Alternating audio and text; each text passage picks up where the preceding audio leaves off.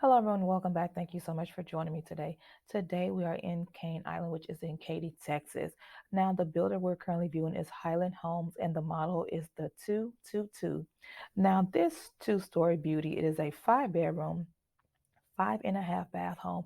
It is a little over 3,700 square feet, and the starting price is going to be in the $750,000 range. And by the way, if you don't know who I am Linda Blue, your new home consultant, helping you create the ultimate blueprint for all of your real estate needs. And if you have not done so already, make sure you hit that like, subscribe, and that bell to be notified of new weekly tours. Also, if you are thinking about moving to Cane Island and you were curious to what schools your children will be zoned to, this is going to be a Katy ISD district, and the schools are going to be Robinson Elementary, Katy Junior High, and Katy High School. Remember, if you have any questions, make sure you leave them in the comment section below and enjoy the rest of this tour.